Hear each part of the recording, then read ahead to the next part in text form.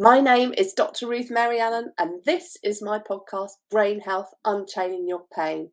Our world has become a minefield for our children to get the best out of their brain and whole body health, which is why I founded the Wellbeing Warrior Academy to help them navigate this minefield effectively.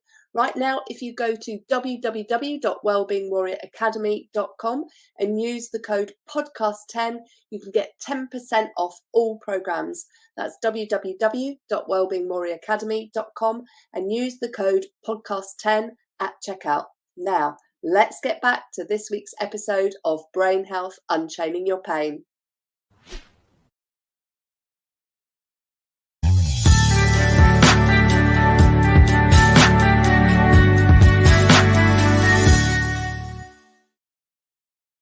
Welcome to the show, Brain Health Unchaining Your Pain. I am really looking forward to the conversation with the amazing Henry Dimbleby. Welcome to the show, Henry. Good evening, Dr. Ruth. Very nice to be here. It is so nice to catch up with you because I know we've had this scheduled in for quite some time. And I first met you, I believe, at the Integrated Personalised Medicine Conference back in June last year when you gave a talk on the national food strategy quite some time ago, back in June, and it was a really inspiring talk, and I couldn't wait to learn more about what you had to say about the chronic state of our food system. And I'm so pleased that you've brought it together in your new book Ravenous, which we're going to talk about today. So for those that don't know, Henry, he is the author of Ravenous, How to Get Ourselves and Our Planet into Shape, which is published recently this month, March 2023, which is an analysis of the food system, how it's malfunctioning and what to do about it, which really builds on your work that you did on the Independent National Food Strategy, which was described by Prue Leith as the best government document that's ever come out. He's also the co-founder and former CEO of Leon Restaurants. He co-founded the Sustainable Restaurant Association and the charity Chefs in Schools, which brings restaurant chefs into the schools' kitchens, which I think is so important. And I also know that you co-authored the school food plan in 2013, which was a blueprint for the government setting out the actions to transform what children eat in schools and how they learn about food. And being a parent myself, I can't tell you how grateful I am that you've done that piece of work. And I wish it could migrate into the nurseries as well, which I hope we can have a little bit of a conversation today about, because I always find it rather shocking when I took my daughter to nursery that they thought that crackers was an appropriate breakfast food, which is crackers in my world. So I'd love to talk about everything to do with the food system, what we can do about it, what the problems are, and how importantly we can fix it.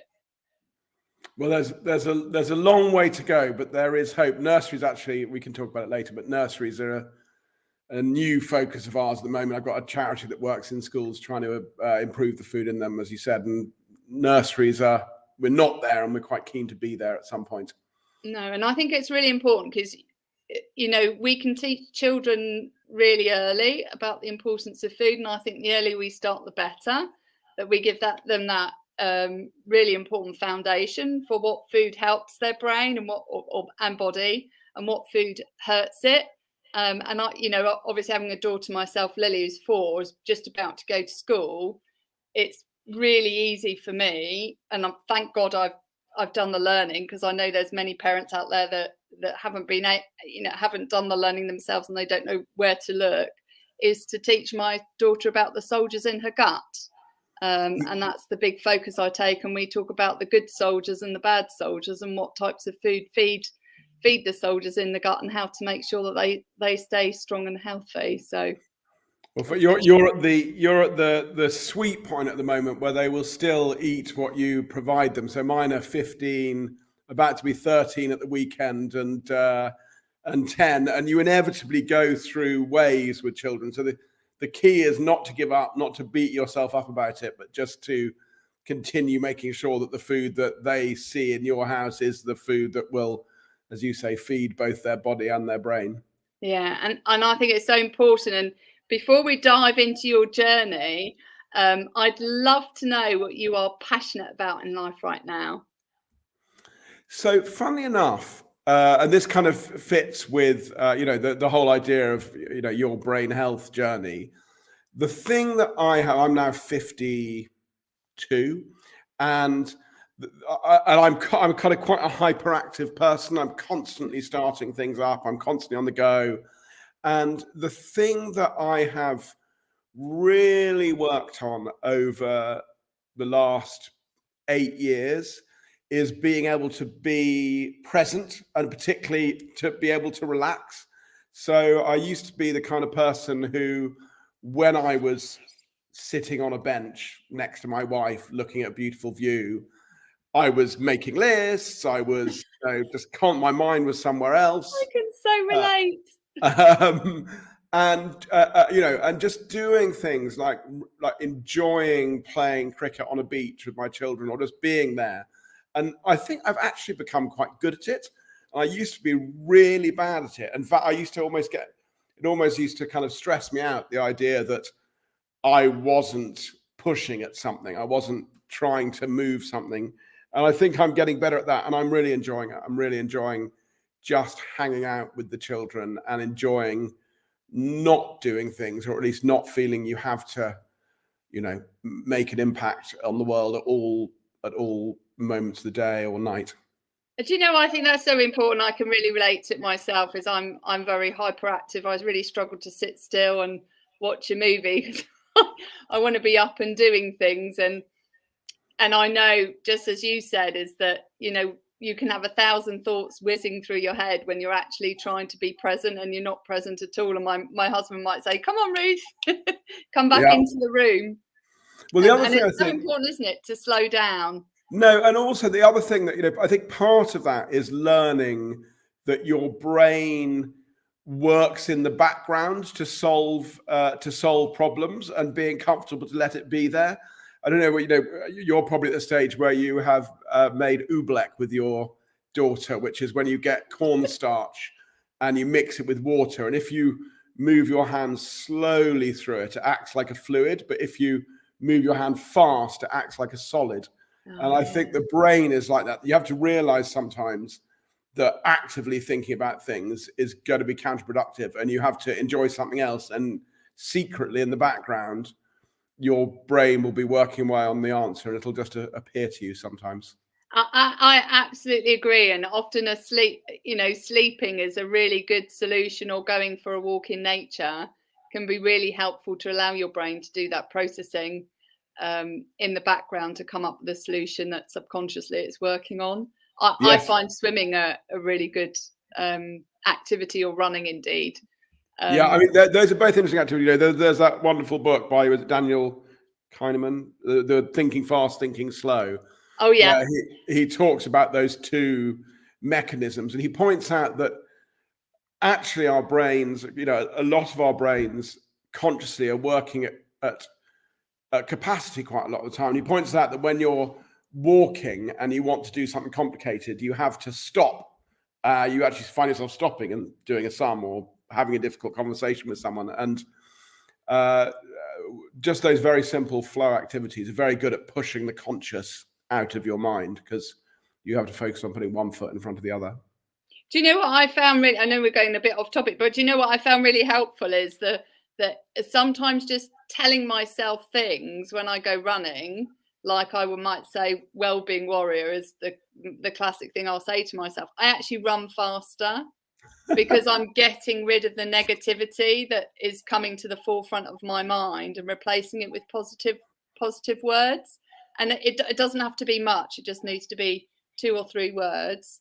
And if I just repeat it over and over, or singing a song is another good thing. Singing your favorite song whilst you're cycling or running actually makes me go faster, because I'm not letting those negative, intrusive thoughts come into my mind.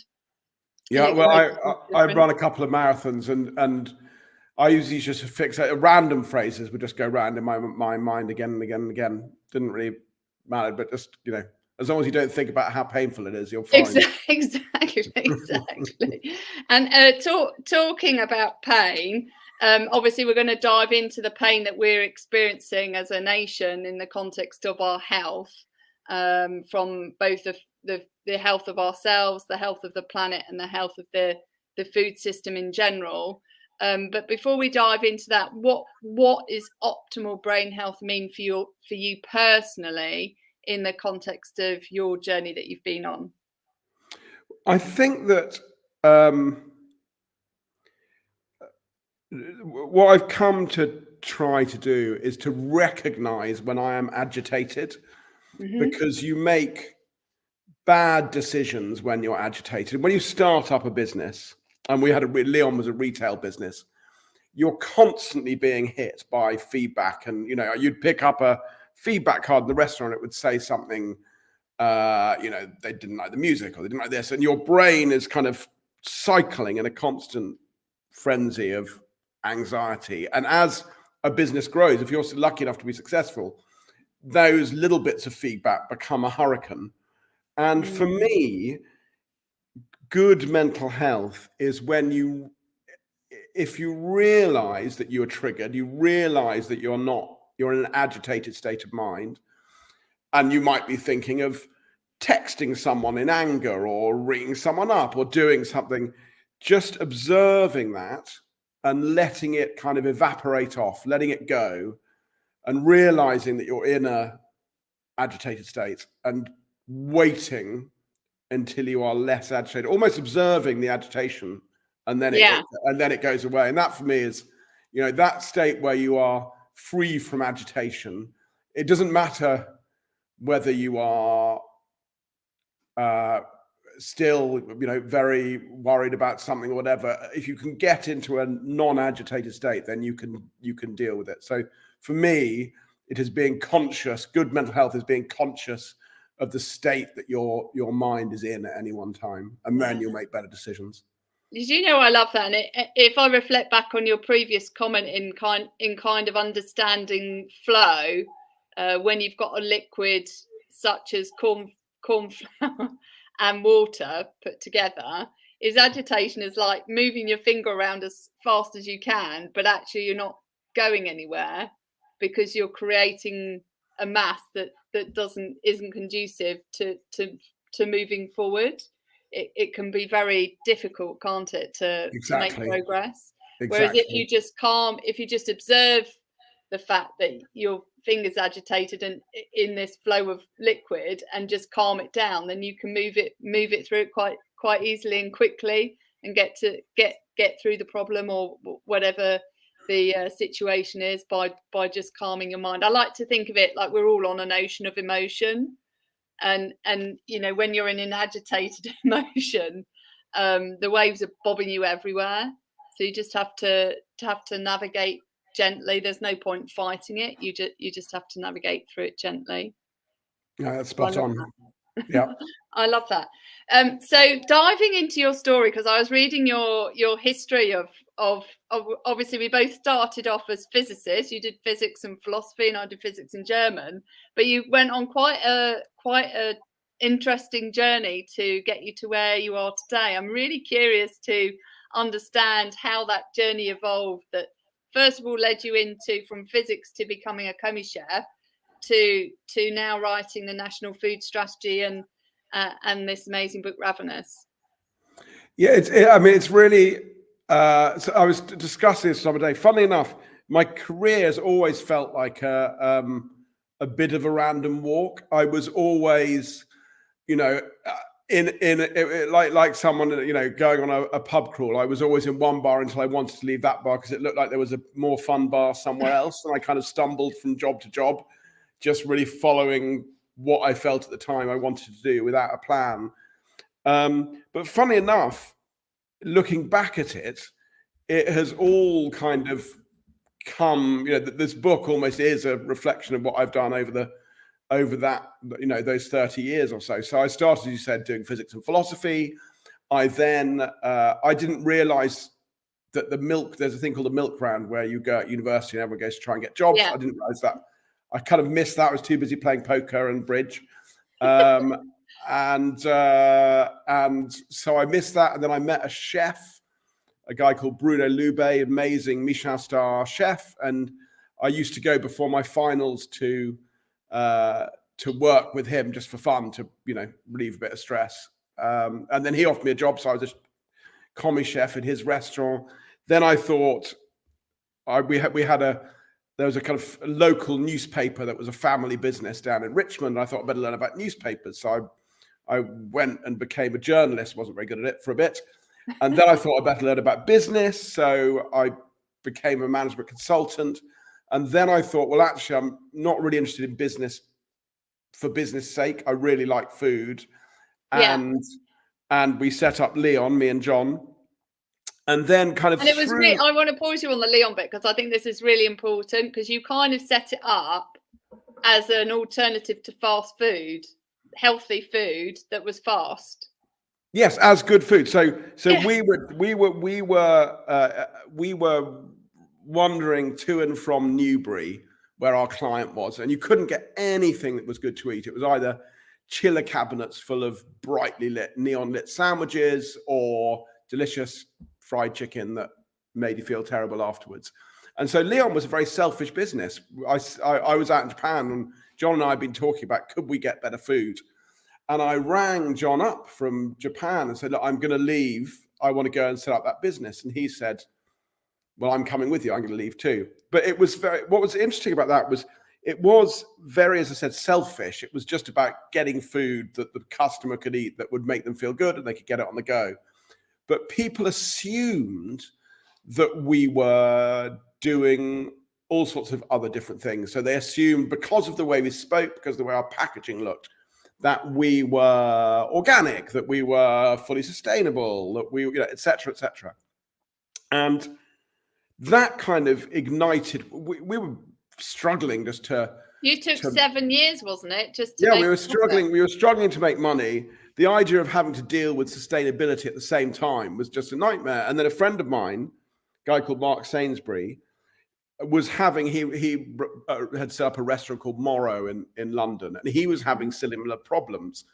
And he said, will you help me set up this not-for-profit Sustainable Restaurant Association to help people like you and me become sustainable when they've got a million other things on their minds. And so we did that, and we kind of helped restaurants, including ourselves, prioritize what they needed to do. And then there was a kind of another random thing of, I met the politician Michael Gove at someone's house, who was education secretary at the time, and he was being smashed over the head with a large baseball bat by Jamie Oliver at the time. This was back in 2013, because Jamie thought he was, not doing enough on school food. Mm-hmm. And we talked about that for quite a while. And then he rang me up and said, but I'd like to do some work on school food. So that was the first government review I'd done. And that led to things like universal infant free school meals, which you're about to find out about because your daughter is about to be eligible for them. That was part of what came out of that review, and cooking on the curriculum and various other things. And then again, when he was in DEFRA, he asked me to do this work on the national food strategy. How do you create a food system that is both makes enough food, but also restores biodiversity, doesn't make us ill, and sequesters carbon? How do you solve that problem? And that is what the food strategy was, which we turned into the book. But if I look back now, that physics and philosophy, the kind of left hand, right hand brain thing going on, and trying to understand how things work, but also liking the kind of poetry of things, and then working in a restaurant, and then being a journalist, trying to work out how to write, and then being a consultant, trying to understand things again. It all kind of, although it felt like a drunken stagger at the time, actually you can make up a narrative that kind of makes sense. And actually, funny enough, there was a friend of mine, Rowley, who said to me the other day, he said, Henry, you've said some things that have really stuck with me in my time as like real words of wisdom. And I was like, oh, really? Oh, great. I was like, yeah. Ooh, what was the best one? And he said, Well, the most significant thing you've ever said to me is stuff leads to stuff. And I was like, that's a bit disappointing. If that's the best, I'm not sure that's going to make it into any aphorism books. But actually, I think, funnily enough, there is an obvious, but also slightly deeper truth to that, which is whatever you move towards does open all sorts of different doors, good and bad, and close others. And I think that our ability to plan a career or to kind of it is quite limited. There's so much that is about luck, that is about timing, that is about just being in the right place at the right time. Yeah. But I do think if you're following what fundamentally interests you, you will at least be swimming in the right water. You'll be, whatever the analogy is, you'll be, fishing in the right area. So yes. It was a kind of random walk, but also it's not surprising that it led to what it led to. And the idea of the book is exactly that. It's to speak in a populist way. No one's going to read a government report. So I did start reading it, and I was super grateful that you gave me the book to read, because it kind of makes it digestible. Yeah, so the idea is to make it as exciting as a thriller, but also because you can't change. You have to, there's an economist who we quote in the book called W.E. Deming, who said a bad system will beat a good person every time, and you can't change a bad system unless you know how it works. Yeah. So really writing something that is as simple and compelling as possible, that explains why the food system is both killing us and destroying the planet, I felt was the best way that I could kind of take that work from the food strategy on and try and make things a little bit better. Yeah, and I'd love to dive into some of that. Some of the statistics that I've pulled out from your book, actually, which I just found shocking, and I'm really curious to explore how we actually shift the statistics into one that's favourable for our health and favourable for the planet, and we're not in a. It kind of feels to me like, from a brain health perspective, we have got to an evolutionary pinnacle, and we're now in a devolution, because our brains are not helping us sustain ourselves or the planet. They're actually hurting us and the planet at the same time, and it's kind of turned into this horrible vicious cycle. And I think the only way we can really fix it is if we bash our brain, get all of our brains together, not physically bash them, but put brains together and use our brains to help ourselves rather than hurt ourselves. So let me just dive into some of the amazing stats that you mentioned. Is junk food or processed food is 3 times cheaper per calorie, but obviously that doesn't include the cost the cost of the health of the individuals. That's just the pure initial cost. Over 80% of processed food sold in the UK is unhealthy, which is phenomenal. And you mentioned in 1950, less than 1% of people were clinically obese, which is a BMI of 30 or more. And today that's 28%. And we're now in an obesity epidemic. 1980, we had 57% average household budget was spent on fresh ingredients. That's now down to 35%, which is a huge shift. And we currently get 55% of our total calories from processed food. So I think there is a fantastic parallel here with mental health. So what most people think is going on with their diet and their physical health is they think that it is their fault. They think they are weak. They have lost willpower. And if they are sick, they have themselves to blame. And that is quantitatively the case. People, that is the paradigm that most people have about how the food system works. And we talk about what I call the junk food cycle. And basically what we say is a bit like mental health. So people's poor mental health is a perfectly reasonable reaction to the world in which they live. Our evolution has not equipped us well mentally to deal with the amount of input that our brains are having. And anyone who is maintaining even a modicum of mental health is doing really well. You know, we should not be surprised that our mental health is struggling. Likewise, if you look at our physical health and our diet, as you said, 1% of people were obese in 1950, 28% are obese now. We haven't changed. The food system has changed.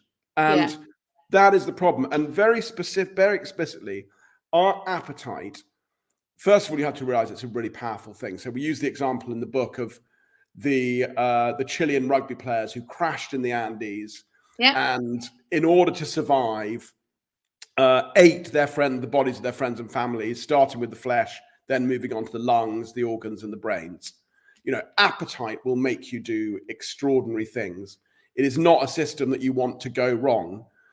And specifically, it makes you seek out, when you're not in full starvation mode, but normally it makes you seek out and rewards you for finding those foods that are highly calorie dense, that have a lot of sugar, salt, fat, and you get highs, dopamine hits when you eat those foods. They taste good. They make you full less quickly, so you eat more of them. And the food companies, not because they are evil, not because they wake up every morning thinking, how can we trick your children into eating lots of sugary food? How can we do that? But simply because that has been, over time, the commercial incentive has spent more and more of their money developing and marketing these foods. We have eaten more, they've spent more, we've eaten more, they spent more, and we have got sick. It is no surprise that there are 28 kinds of Kit Kat available, which is true figure, available in this country. It's because it is easier to sell those than it is to sell kale. And if those companies didn't do it, someone else would come in and do it. So the first thing, if you're going to fix this system, on the health side and the environmental side, slightly different, you have to acknowledge that there is a feedback loop, as you say, a vicious cycle. In this case, it's known as a reinforcing cycle or an amplifying cycle, where both sides amplify each other, and that you have to break that cycle if we're going to create a better food system. My worry now is that there are two sides to that cycle. And my worry is that rather than try and create a better food system, we are going to try and drug our appetite. So we will just try and, using these medicate our way out of it. So exactly. So semaglutide, the NHS, which is a very effective appetite suppressant drug, the NHS is looking at what would be the cost of medicating 12 million people's appetite. And I've got a friend who's on it, and she said to me, again, a really good analogy with what you're doing. She said, Henry, you know, it is a very depressing world. It's a stressful world out there. Taking antidepressant drugs is a rational response to that. In the same way, all my life I have been fighting with my weight, and it has made me miserable. Taking this drug is a rational response to that, and it has freed me up. And I absolutely think that for specific people, in the same way that specific people's lives have been turned around by taking antidepressants, for specific people, if you have been fighting food all your life and dealt and self-shaming and felt terrible about it, it may well be that those kind of treatments will lengthen your life and make you feel better. But to deal with the system in that way is potentially, in my view, catastrophic for two reasons. One is that there will inevitably be tail effects if you give new drugs to that many people. And if you get that, there's a risk that people get scared of them, don't want to take them. And then for the people for whom they would be really beneficial, they don't take them, which would be problematic. But also, I think, you know, if we've learned anything from systems theory over time, it is that if you use a kind of one-stop simple intervention in a complex system, there will bound to be unexpected side effects. You'll cause other problems. So I'm really worried that we're going down the only drug route and that is disastrous.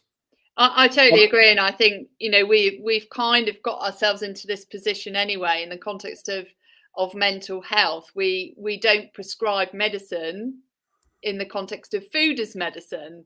So often telling people to eat more healthily and up their intake of vegetables, and there's scientific evidence to show that there's a linear correlation between the number of fruit and vegetables you eat and your level of happiness up to 8 servings, is we try and fix people with drug intervention, and they become dependent on the drugs sometimes. And I'm not saying I'm anti-drugs. I think it's important if we give people the right medication to get them over the hump, but that we address the root cause of the problem, taking a functional integrated system approach, whether you call it functional medicine or system-centric approach, to address the root cause of the problem and any dependencies that we have associated with the root causes that's causing us a catastrophic health issue now and later.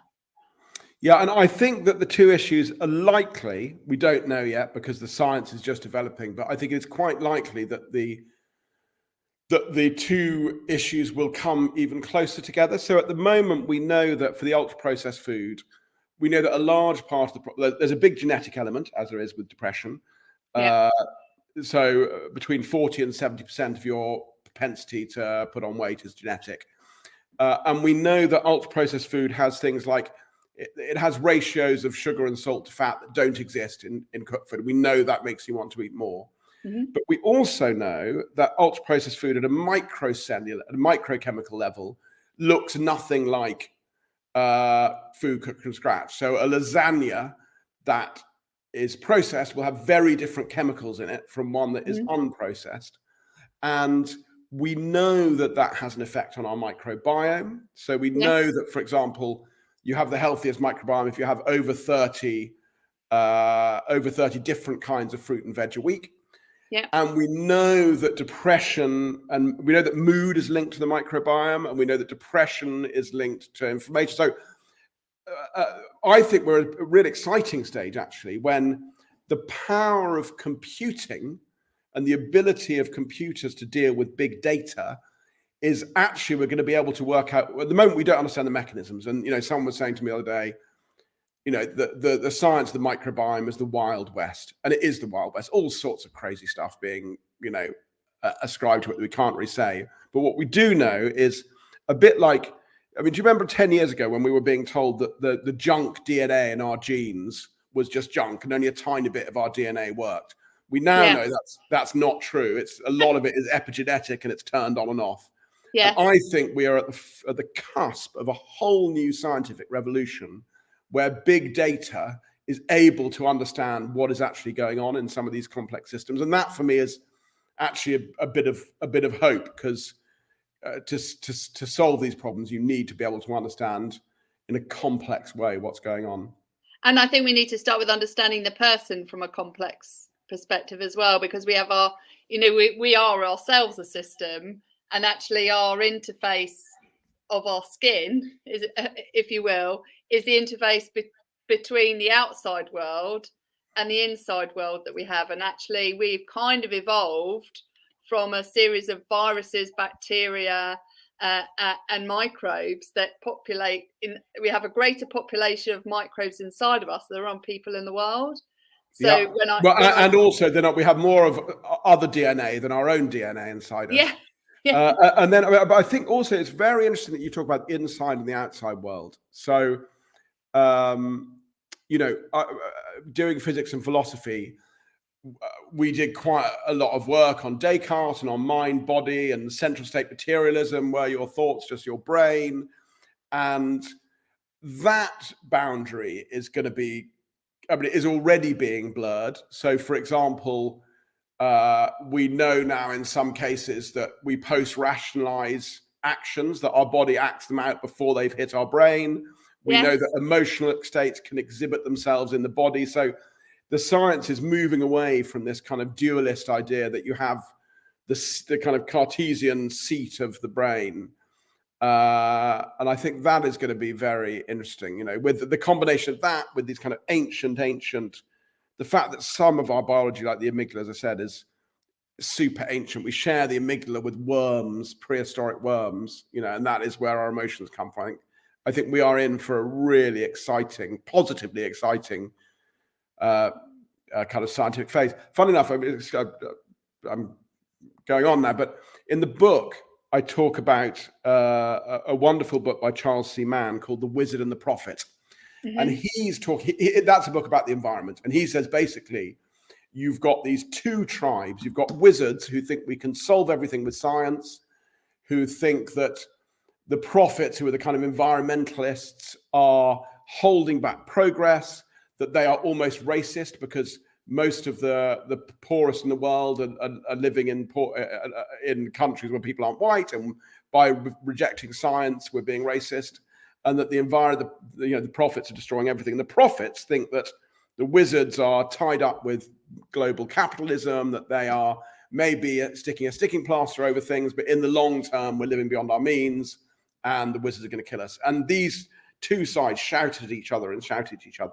But what's quite interesting in this space at the moment is that through complex system theory, some of those views are coming together. So, for example, in the environmental space, the prophets have been talking about soil management and farming with nature for a long, long time. And the wizards, who have been talking about, you know, nonsense, it's about gene varieties, nitrogen fertilizer, pesticides, now have enough computational power to be able to realize that there are really interesting things going on in soil.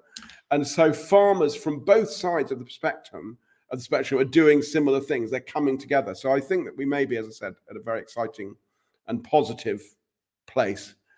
And I think, you know, I want to jump in on that, is because obviously from a soil perspective, our soil is eroding enormously compared to what it was 50, 100 years ago, based on the number of fertilizers we're using, and the topsoil is depleting significantly. We need to regenerate it so that we have the microorganisms in our soil that really help the plants grow, because I know that the actual quality of the fruit and veg that we now consume in the context of nutrient density is far less than it was 50 years ago, before we started depleting the nutrients in our soil. I think it's 5 times for broccoli and 8 times for oranges in terms of the nutrient density. So even though we are being asked to eat more fruit and vegetables, we're actually not getting the nutrient levels that we would have done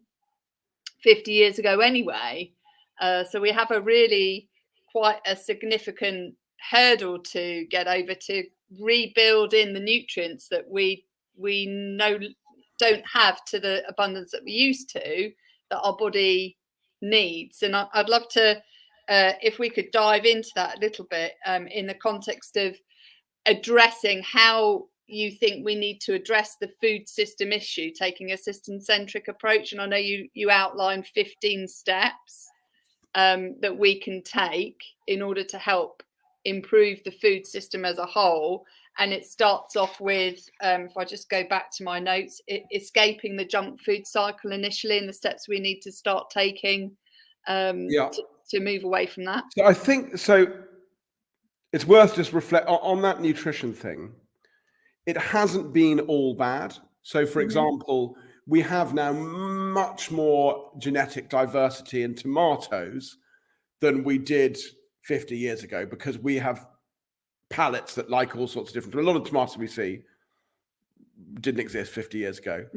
But there's a trial in Rothamsted, which is an agricultural university, where they have kept the wheat from the same field since before the Second World War, and it's all kept in beautiful glass jars, except during the Second World War, where you can go and visit it, where they didn't have any glass jars, so it's all tins of other stuff that they put the seeds in. And measuring those, they have definitely become nutrient depleted over time. High yield, more calories, fewer micronutrients.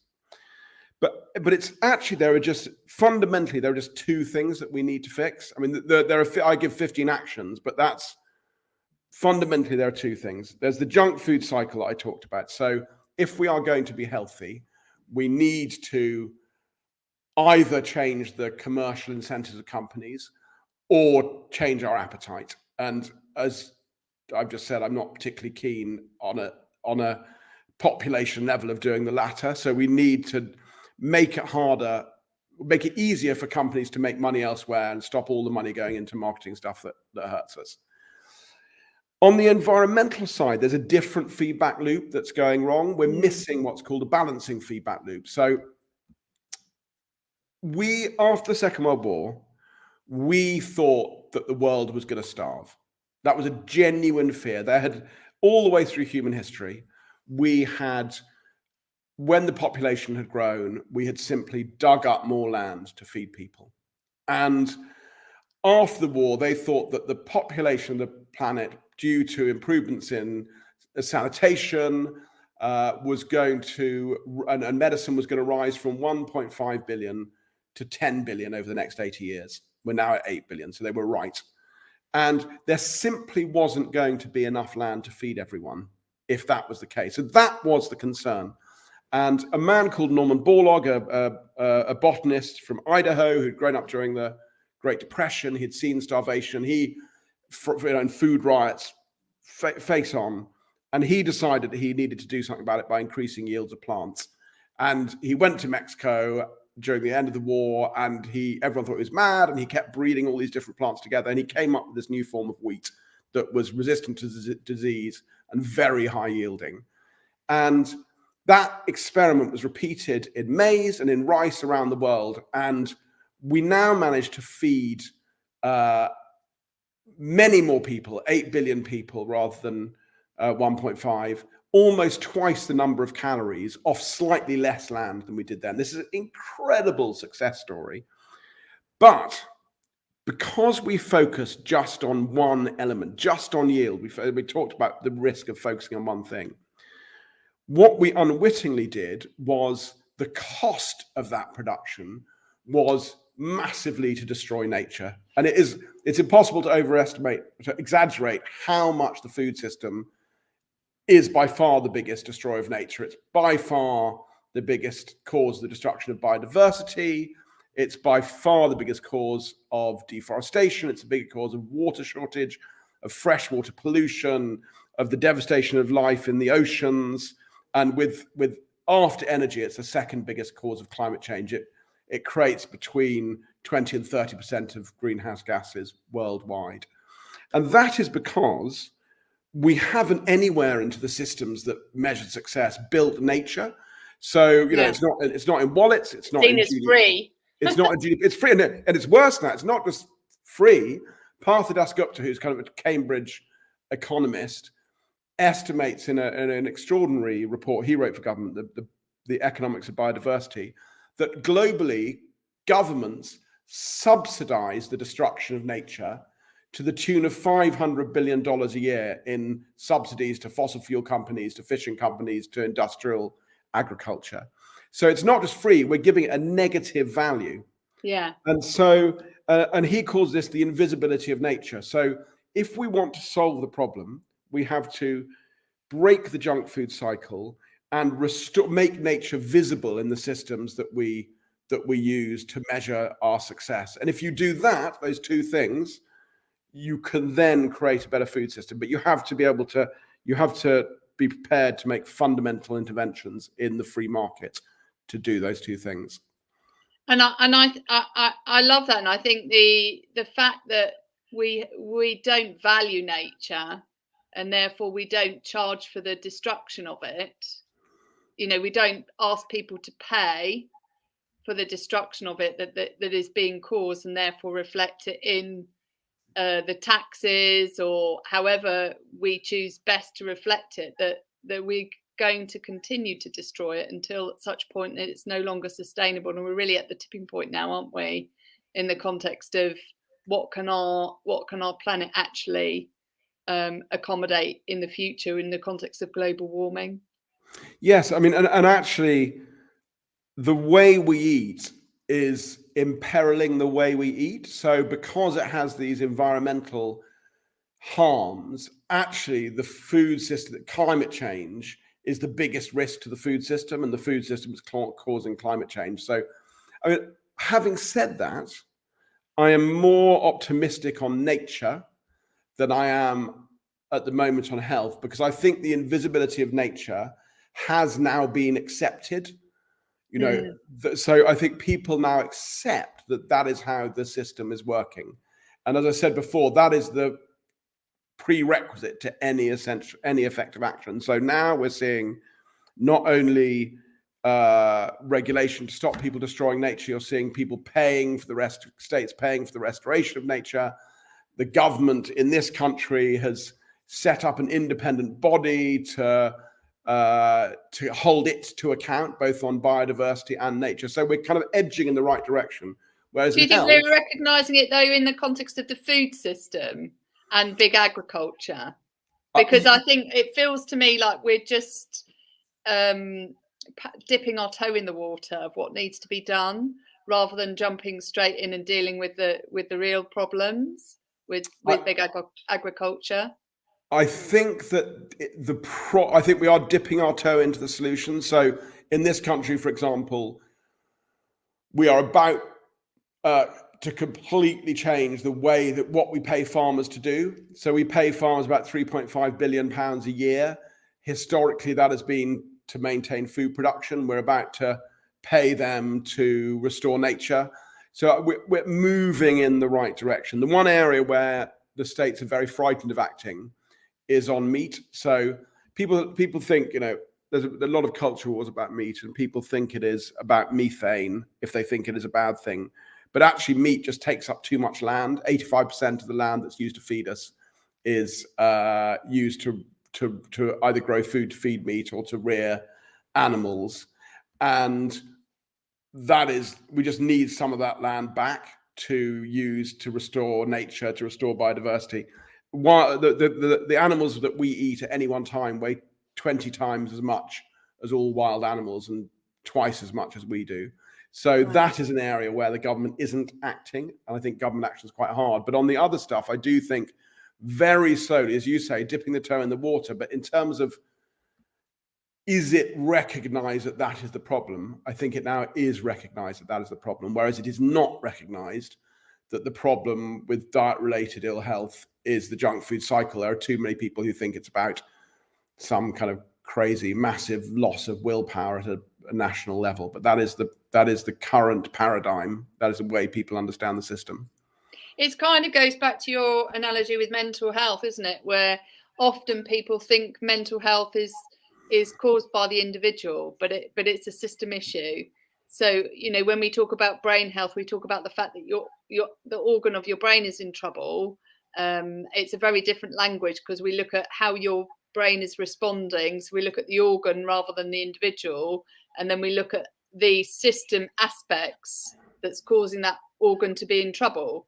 And if you think about it, all of our organs from a health perspective are starting to be in trouble because of the food that we're consuming, but also how the food is given to us and how it's presented to us and how it is advertised to us and how we are swayed by the marketing that is done, and how we are swayed by the ingredients that are put in there, like you said earlier, to trigger addictive tendencies that cause us to eat more and more of foods that actually don't provide the nutritional value that we need in order to sustain ourselves, and also to manage our organs, including our liver, our heart, our brain, our skin, all of the different organs that form part of us as a whole.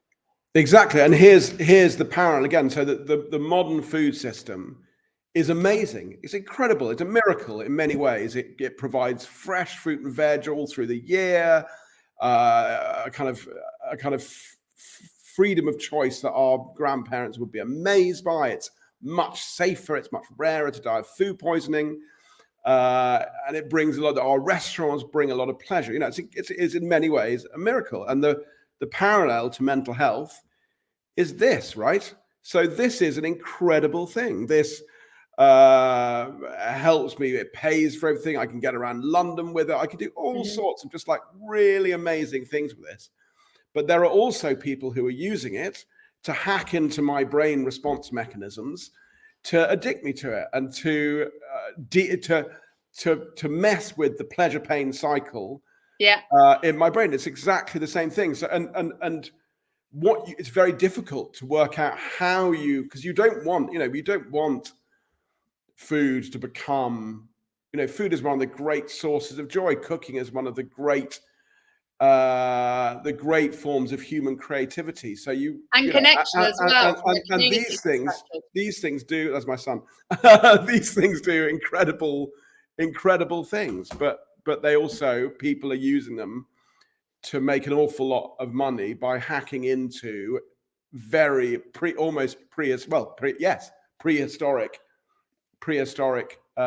feedback loops that govern our behavior. So what do you think is stopping the government from taking the key action points that you recommended in both in Ravenous and the National Food Strategy, which is this, really restricting the promotion and advertising of junk food, particularly towards children? And I think any parent would be absolutely grateful for that to happen, because of the challenges that I personally have, and I know thousands, millions of parents around the globe do. It is, marketing really unhealthy, addictive foods containing vast quantities of sugar or sweetener, which is just as addictive and and hacks your pleasure centers in your brain, to make our children want to drink soda or fizzy drinks, or eat lots of sweets and chocolate and junk food. Well, so there are some areas where the government has acted.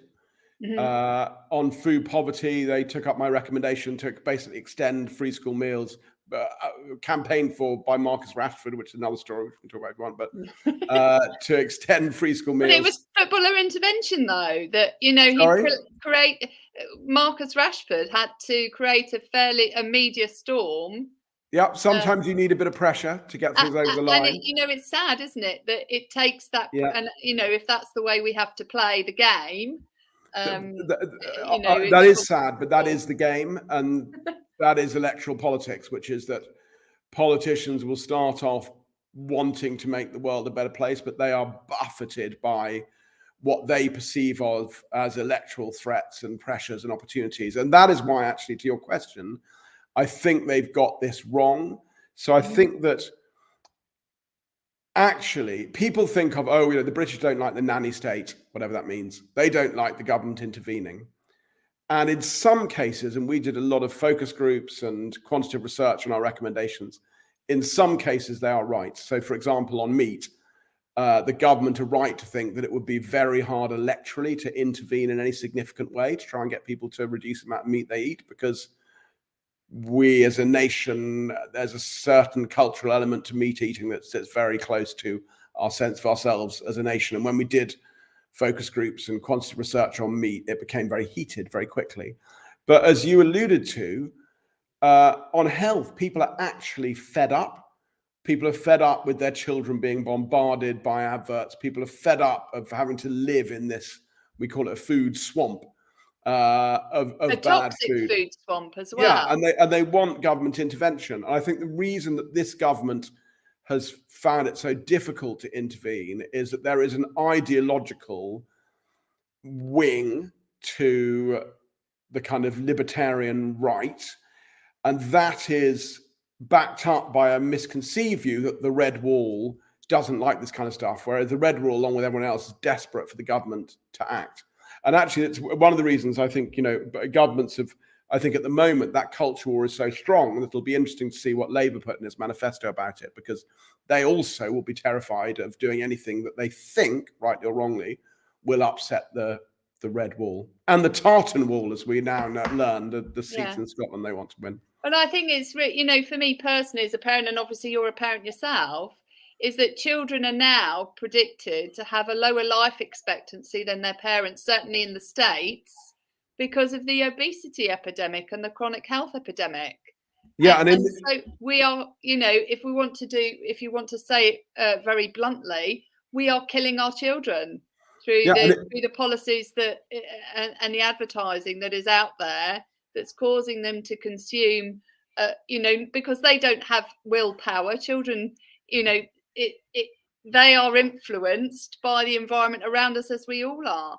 And it's causing huge issues of obesity in children that we would never have seen, and addictions in children, and mental health crises in children that were never present previously, because we are hacking our brains and our bodies with toxins. Yes, and I think that, it is already the case amongst the poorest in this country. It is the case that they live, the people who live in the 10% least affluent postcodes are living less long now than they did in 2020.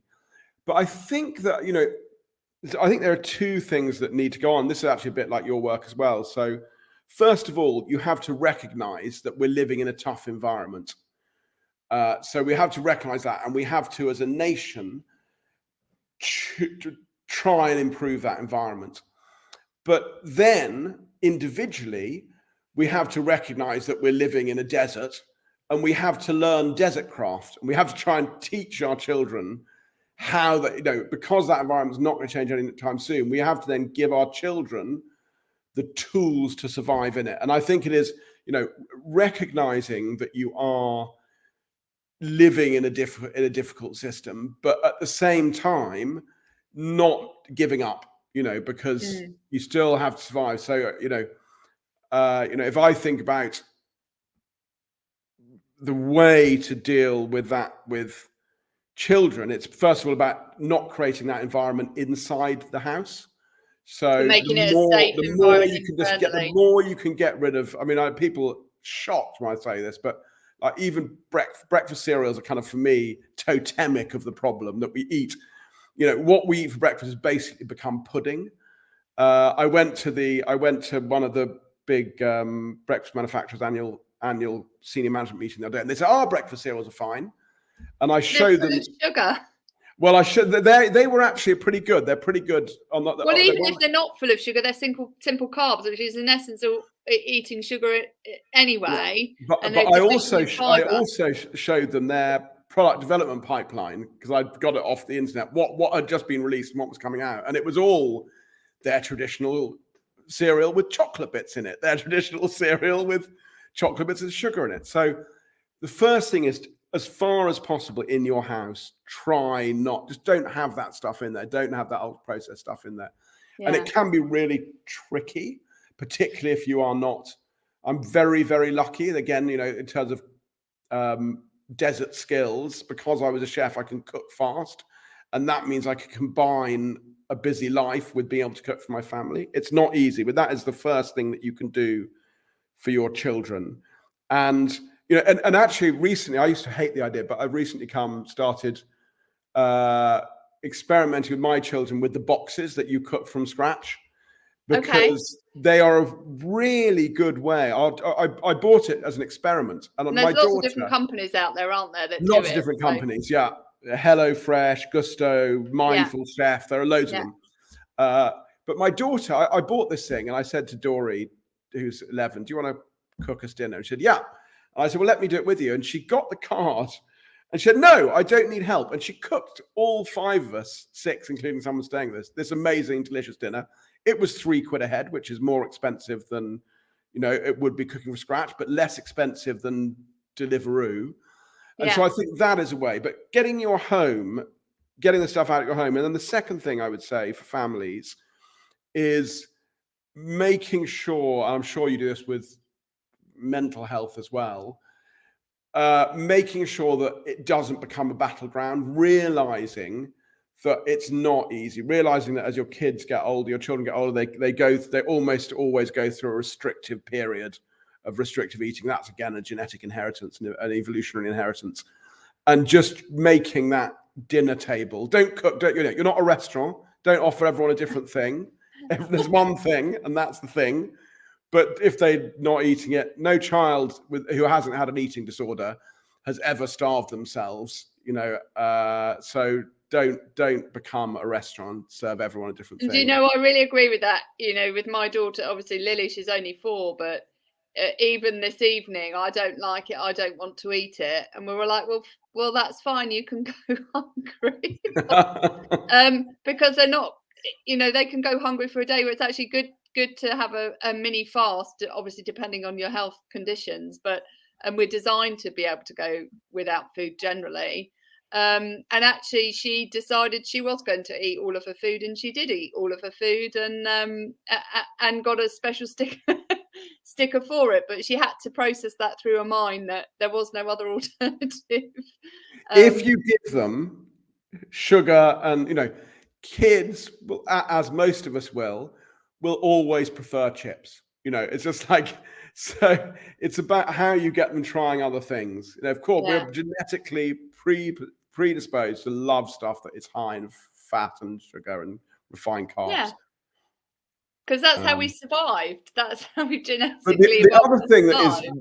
the other thing that's really gratifying, our middle son went through a long phase of very careful eating, and I think, like a lot of children, people listening to this will know this.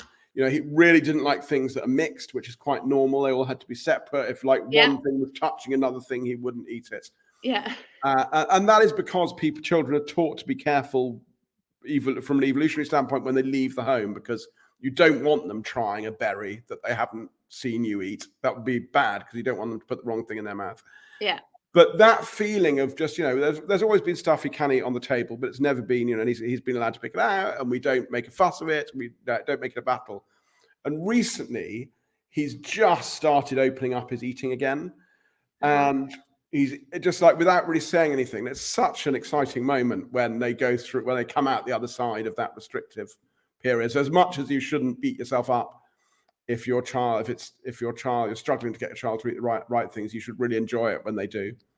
Do you know what? I think it's so important, and you know, I have a lot of like little background tricks up my sleeve, you know, from an academy perspective. But one of the things that's really worked is becoming a food explorer. So creating a way in which you reward children for trying new foods and making it fun for them, so that they feel like it's an adventure. Because Absolutely. It is an adventure, isn't it? All that stuff. If children grow stuff, they're much more likely to eat it if they've grown it themselves. Putting veg, we always, when they were younger, used to put veg on the table before the main things. They're always carrot sticks, a bit of broccoli. When they're hungry, so they eat them. You know, branding things. So, you know, our children didn't like porridge, but they did like Daddy's delicious porridge, which was, for mysterious and unexpected reasons, the best porridge in the world. You know, broccoli. Initially they didn't like it, but then the broccoli became trees, and there was always like, "What's in this bit of broccoli?" There's a little dog in the tree. Do you want to eat the dog? And obviously, children, being bloodthirsty creatures, would do that. So there's all of that, just making it fun, making exploring fun. And again, we know the science shows that if you eat something a few times, you will eventually, and your body realizes that it's not going to hurt you. You will like the flavor of it more. Yeah, and you can't give up on the first go, can you? No, absolutely not. So what advice? Because obviously we're coming to the end of the show now. What advice would you give to? Let's take us sort of. We've talked about parenting. What would your advice be to anybody that is struggling personally? We'll start there with the personal struggles as an adult. To move away from junk food. What would your advice be there? Well, so I think, you know, in terms of your own eating, I've struggled with my weight. My weight's gone up and down all my life. It goes from kind of the low end of obese to the top end of what is defined as a healthy weight. And the thing that for both my mental health, how I feel, and also my physical health, there are two things that I have found have been incredibly helpful. And this is borne out scientific. The first is, think about your appetite is what makes you eat too much. Mm-hmm. So don't think about restricting what you eat.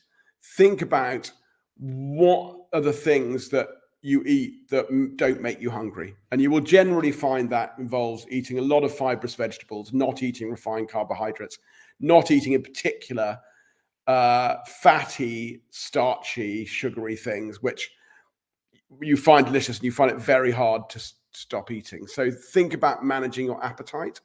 And then the second side of that is, if you are eating those vegetables, if you're not eating that sugar, if you're not eating, all that sugary, fatty stuff, even if you are still a bit overweight, you will be so much healthier and you will feel mentally so much better that in itself is fantastic. And then the final thing I'd say is that, and we go through why in the book, but exercise is not very good at making you lose weight because for reason your body fights against it, and it reduces the amount of energy you expend elsewhere.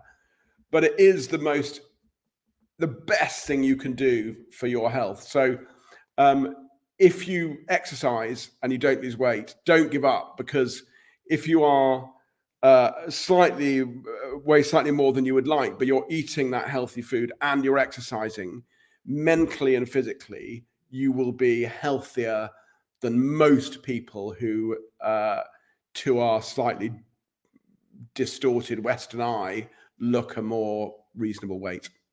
And finally, there's great advice for individuals. What would you say to businesses who we didn't really touch on this, but what advice would you give to businesses to support the changing of the food system? What could they do? I think that it depends on what they are. For any business, I think the health of the employees of the business should be the business of the business. Mm-hmm. So we now have more people out of the workforce with ill health than ever before, which is the single thing that is holding back our productivity. We need to think that it is okay in that environment. We mustn't be embarrassed to talk about health, to support people with their mental health and their physical health, to serve good food. And businesses, if we want to be a productive nation again, businesses should make that their business. They shouldn't be embarrassed by it. And then for food businesses, I think there is actually, in terms of junk food businesses, there is little that they can do, but they need to stop lobbying government quite so vociferously not to change anything, and just look into the, deep into their souls and think, maybe I'll just keep quiet. At least I won't fight against regulation. I'll just keep quiet. Mm-hmm. Great advice, Henry. I've absolutely loved talking to you and learning so much about yourself personally, and also the great insights that you've provided on your book Ravenous, which I do encourage people to read because it is very digestible and delicious, as I said.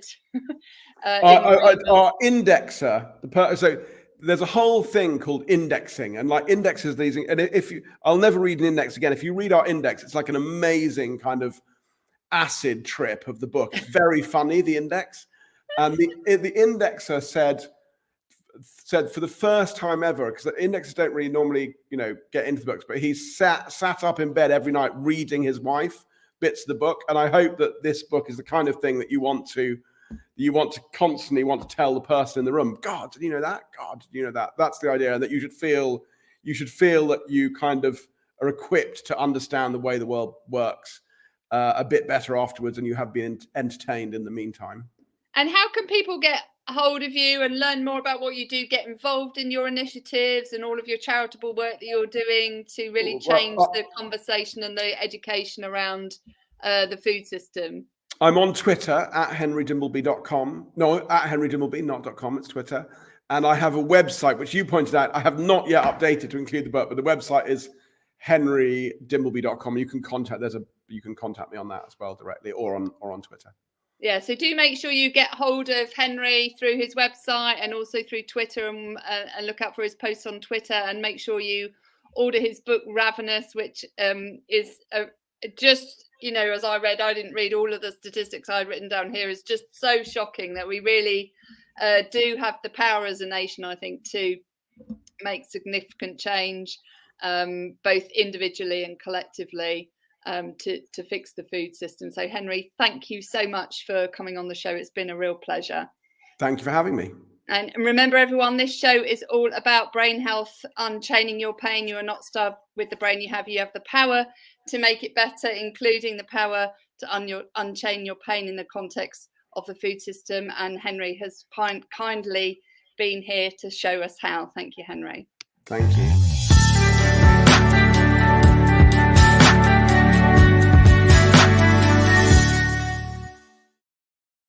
I really hope you enjoyed that